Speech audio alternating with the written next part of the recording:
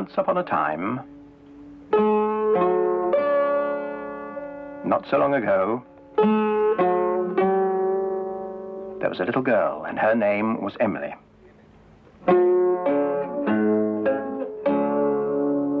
And she had a shop. There it is. It was rather an unusual shop because it didn't sell anything. You see, everything in that shop window was a thing that somebody had once lost, and Emily had found, and brought home to Bagpuss. Emily's cat, Bagpuss. The most important, the most beautiful, the most magical, saggy old cloth cat in the whole wide world.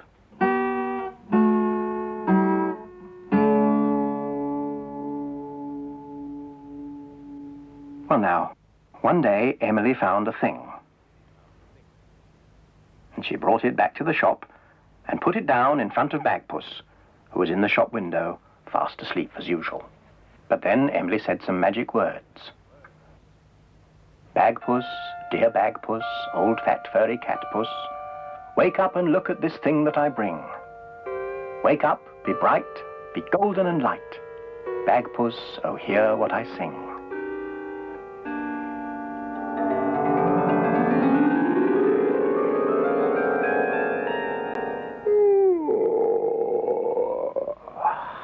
And Bagpuss was wide awake. And when Bagpuss wakes up, all his friends wake up too. The mice on the mouse organ woke up and stretched.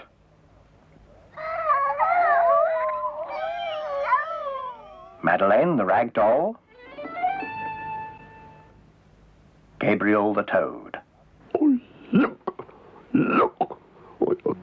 And last of all, Professor Yaffle, who was a very distinguished old woodpecker. He climbed down off his bookend and went to see what it was that Emily had brought.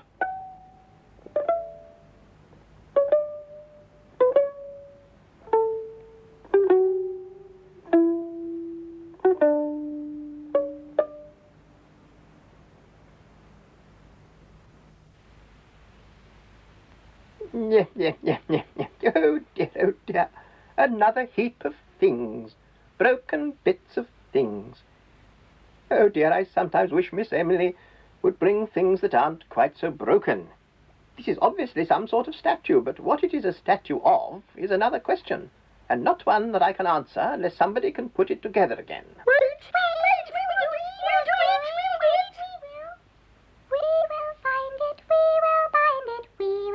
With glue, glue, glue. We will stickle it, every little bit of it. We will fix it like new, new, new. We will find it, we will bind it. We will stick it with glue, glue, glue. We will stickle it, every little bit of it. We will fix it like new, new, new. We will fix it like new, new, new. What on earth is that? No, I'm sure nobody ever made a statue as odd as that. No, I'm sure that's quite wrong. We will find it, we will bind it. We will find it, we will bind it. We will stick it with glue, glue, glue. We will stickle it, every little bit of it. We will fix it like new, new, new. No, be careful. No, that's dangerous. Stop at once. That whole heap is dangerous. That heap has only got to fall on poor little Charlie Mouse and he would be squashed. Ooh. Now, very carefully, take it to pieces again. Just one piece at a time, but very gently. Ooh, gently. Ooh, carefully. Here's a big piece, look. Look out! That will do. That is quite enough banging and smashing and playing about. Bagpuss, there's only one way to put those pieces together. You must tell one of your magic stories to see if that will mend it. Oh, well, I could, I suppose. Oh, yes, I don't know what it is, do I? I do. I know what it is. Do you, little Charlie Mouse? Well, you tell me what it is. It's a giant. A giant giant. A big, big, big giant giant. Think for us, Bagpuss. Think for us, Bagpuss, please.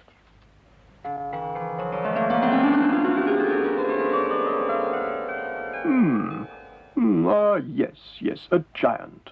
A great, big, giant. He was a good, friendly giant, but really rather large. And he had a drum which went. And he marched around the town with the boys in the village band.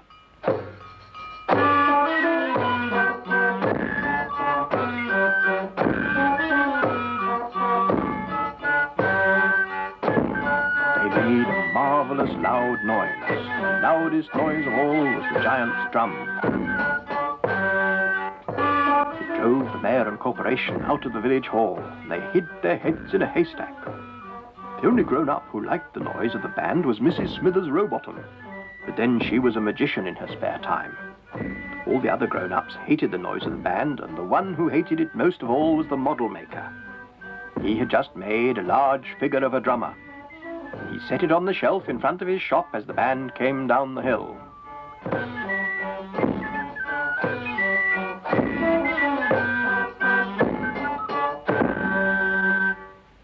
"Look," said the giant. "Look, that is me." And he beat his drum. The statue smashed into 100 pieces. The model maker was furious. The mayor and corporation were furious. The mayor said, "Go home to your cave, giant. You are too noisy. You are too large, and you break things." The giant walked sadly away. He didn't mean any harm. He just liked playing in the band. He sat on the wall of a garden and felt sad.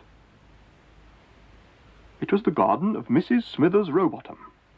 She saw how sad he was, so she propped her pruning ladder against him and climbed up to talk to him. The giant told her what had happened. He said, "I don't mean to break things. I hate being so large. I really do wish I could be smaller." "Don't worry," said Mrs. Smithers Rowbottom. "I'll see what I can do." And she trotted to the scene of the accident, where everybody was still standing and arguing. She bought the pieces of broken statue from the model maker for a silver penny. "Right," she said. "Come on, children, we must fit the pieces together." And she sat down with the children, and using the magic glue at the end of her umbrella, they fitted the pieces of broken statue together so beautifully you would never have known it had ever been broken. In fact, it looked so perfect you would have thought it was alive. Mrs. Smithers Rowbottom pointed her umbrella at it. "Giant," she said, "will that do?" The statue beat its drum. "Magic!" shouted the children. "Of course," said Mrs. Smithers Rowbottom. "I am a magician." "It's our giant," shouted the children. And led by the smallest giant in the world, they paraded round and round the town, making a terrible, triumphant, lovely noise.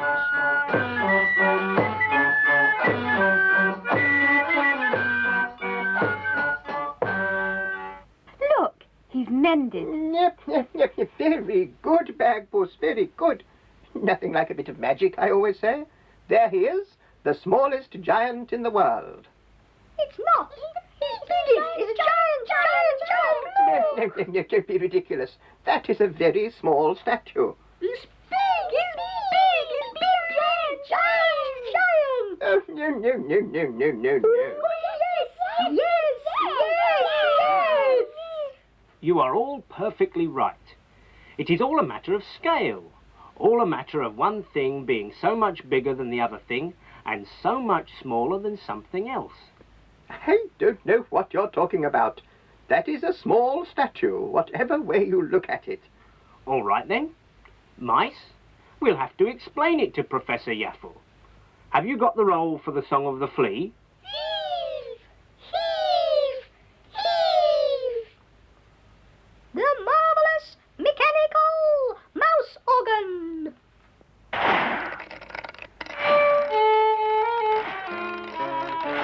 There once was a flea, and a very fine flea. "I'm tall and strong and grand," said he, "and so you can see, if you just look at me, I'm the biggest and the fattest in the land, that's me." Then up came a mouse looking larger than a house, and he said, "Who is this chap I see? I believe it's a flea, a tiny little flea, the smallest little creature in the land, that's he." Now a mouse is tall and stronger than you all, the biggest and the strongest in the whole front hall. But standing by the wall at the end of the hall was a boot so tall that they couldn't see it all. And in this boot was the leg and the foot of a very small boy in a long-legged suit. But the mouse couldn't see, and neither could the flea. They decided that it had to be a very tall tree. But the boy kneeled down, put his face near the ground, and said, "What is this beast I see? That is a little mouse, the smallest in the house, and standing right beside him is a microscopic flea." Then the mouse shouted high, "You are blocking out the sky. A giant boy like you just can't be true." But the boy said, "Don't be silly, my name is Little Billy. I am a little boy who's just been to the zoo."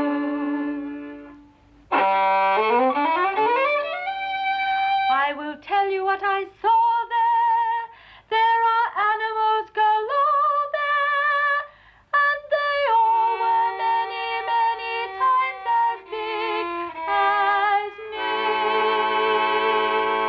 There I saw a woolly bison and a spiky-nosed rhinoceros, a double humpy camel and a heavy hippopotamus, a snuffly giraffe wearing half a mile of scarf, 'cause his poor old neck is taller than a tree.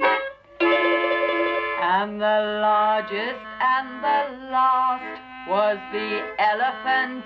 It's vast, yes, of all the creatures there, and that includes the grizzly bear. The smallest of them all is the one you're calling tall. Yes, the smallest of them all was little me.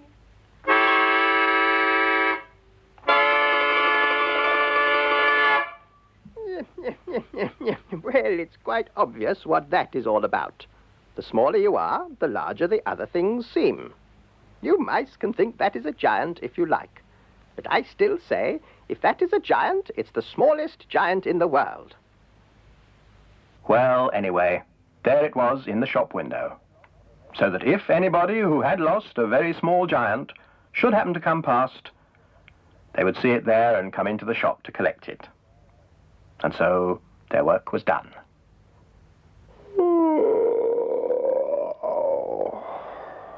Bagpuss gave a big yawn and settled down to sleep. And of course, when Bagpuss goes to sleep, all his friends go to sleep too. The mice were ornaments on the mouse organ. Gabriel and Madeleine were just dolls. And Professor Yaffle was a carved wooden bookend in the shape of a woodpecker. Even Bagpuss himself, once he was asleep, was just an old, saggy cloth cat. Baggy and a bit loose at the seams. But Emily loved him.